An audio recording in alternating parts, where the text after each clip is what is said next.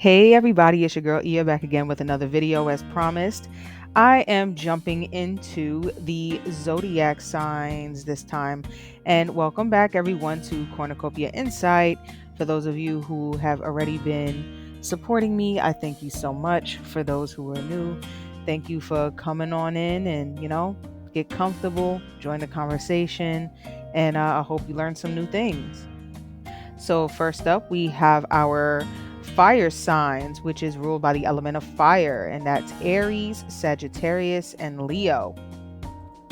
Next up, we have our earth element, and the signs there are Capricorn, like yours truly, and Virgo and Taurus. Next, we have our air element, and the signs that are governed by air is Libra, Gemini, and Aquarius. And last but certainly not least, we have our water element. And for our water signs, we have Cancer, Scorpio, and Pisces. And very quickly, when we go to jump into this next segment, into the different signs and planets that govern them, you'll notice that there are planets that rule more than one sign, and that's because they share similar aspects. So I just want to point that out because as I get towards the end of the planets, you're going to notice that some of the signs kind of repeat and are standalone under certain planets that govern them exclusively. So I just want to preface that. So first up with our ruling planets, we have the sun, which Leo is ruled under. And the sun represents your personality and how you present yourself to the world. Next, we have the moon, which rules Cancer. And the moon represents your inner world, moods, emotions, instincts, and intuition. Next, we have the planet Mercury, which governs the signs Gemini and Virgo, and it represents thoughts, communication, and learning styles. Next, we have the planet that governs Taurus and Libra, which is Venus, which represents love, romantic relationships, and what we appreciate. Next up, we have the ruling planet of Mars, which rules over Aries and Scorpio, and Mars represents our passions and what motivates us. Next up, we have the ruling planet Jupiter, which rules over the signs Sagittarius and Pisces.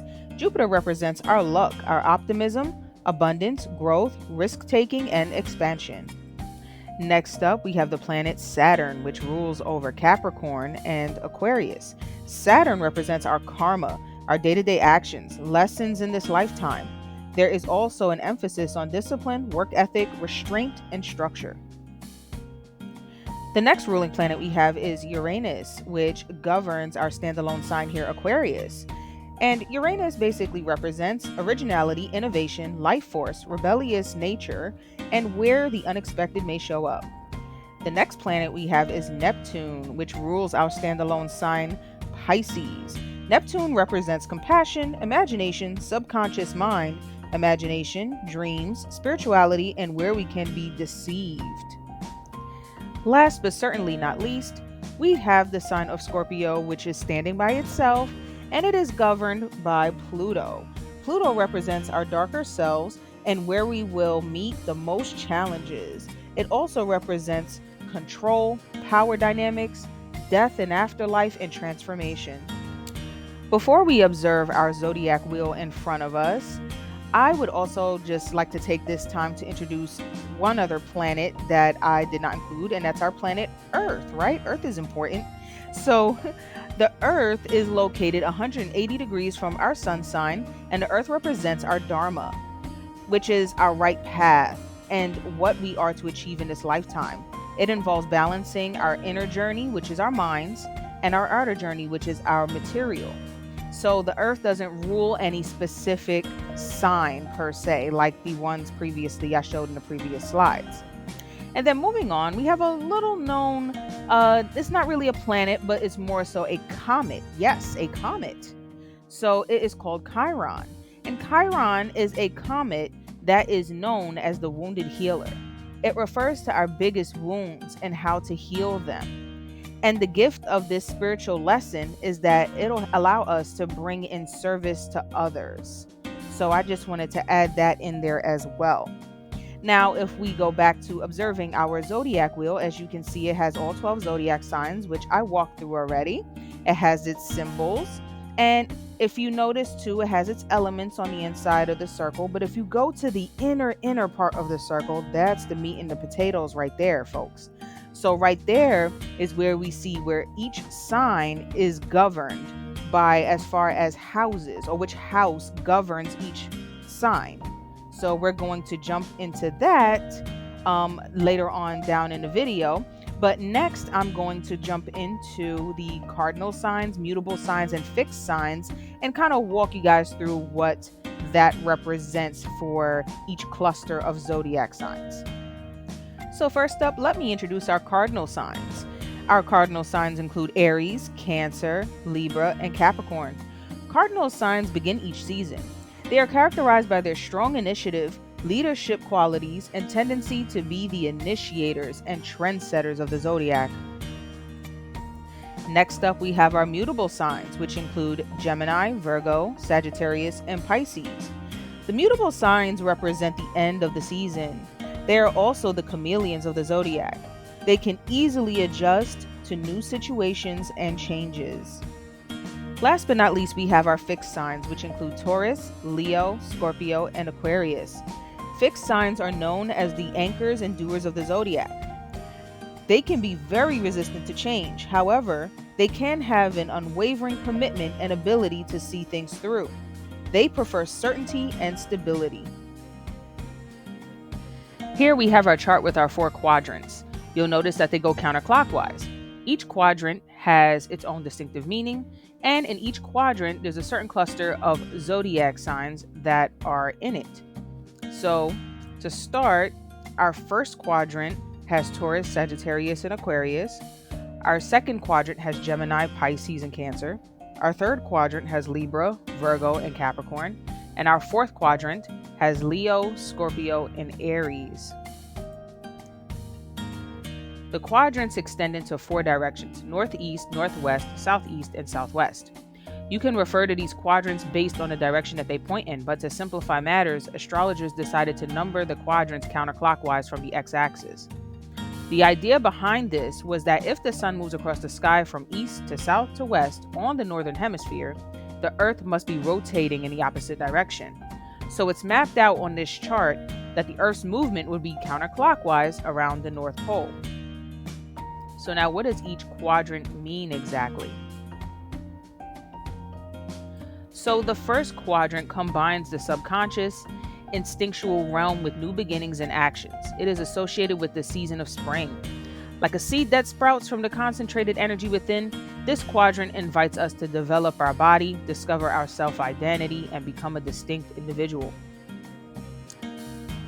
The second quadrant combines hidden inner values with receptiveness towards the outside world. Here we begin to connect with others in social situations, but just like a young seedling that absorbs nutrients from the earth, much of our growth still happens below the surface. We are learning to express ourselves and beginning to share our ideas and talents with the world. The third quadrant combines the conscious and visible realm with receptiveness to our environment. It invites us to learn from external influences and events, and to respond flexibly to outside stimuli and to explore our surroundings. The goal of this quadrant is to develop an open, optimistic view of the world. And lastly, the fourth quadrant. The fourth quadrant combines the conscious and visible realm with direct action and new beginnings. Here, the seeds we have sowed are ready to harvest. Depending on what we planted and how well we nurtured the crops, we may yield rewards in our reputation, status, friendships, or spirituality. The fourth quadrant is also associated with progress towards societal goals, reflection for a new cycle of growth as well. The first quadrant represents houses 1 through 3. The second quadrant represents houses 4 through 6. The third quadrant represents houses 7 through 9. And the fourth quadrant represents houses 10 through 12. So here I'm just going to ramble off what each house represents. During the last slide, we talked about the different quadrants and which houses each quadrant governs. So let's just jump right on in here. So the first house represents self, Appearances, beginnings, the body, first impressions, attitude, identity, and approach to life. The second house represents money, work, income, daily routines, values, material possessions, priorities, habits, your job, and work ethic. The third house represents the mind, thinking, communication, siblings, social activity, interests, neighbors, and early education. The fourth house represents home, roots, family, self-care, emotions, foundations, mother, children, women, and femininity. The fifth house represents romance, love, affairs, play, creativity, fertility, childlike spirit, joy, self-expression, and drama. The sixth house represents health, fitness, systems, analytical nature, pets, work habits, organization, sense of usefulness, and service given. The seventh house represents relationships, marriage, contracts, business partners, equality, sharing, interpersonal style. The eighth house represents merging, sex, intimacy, shared finances, inheritances, taxes, loans, assets, property, joint ventures, goals, mystery, partners, resources.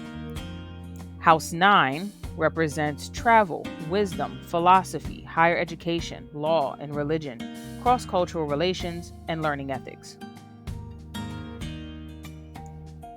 The 10th house represents career, long-term goals, structure, status, reputation, public image, masculinity, men, fathers, experts, and fame. The 11th house represents groups, friends, social awareness, humanitarianism, technology, hopes and wishes, and the future. And lastly, the 12th house represents endings, healing, closure, spirituality, solitude, karma, old age, afterlife, what's hidden, and limiting beliefs, and subconscious. And with that, that is the end of my video, everyone. I hope everyone enjoyed and learned something new, because I know I did while researching all this stuff, and it's nice to just see it laid out before you. So I had a lot of fun making this video. I hope everybody supports the channel, supports the video, and please don't forget to like, share, subscribe, ring the notification bell so you can know when I upload videos, and I will see you guys later. Modupe. Peace out.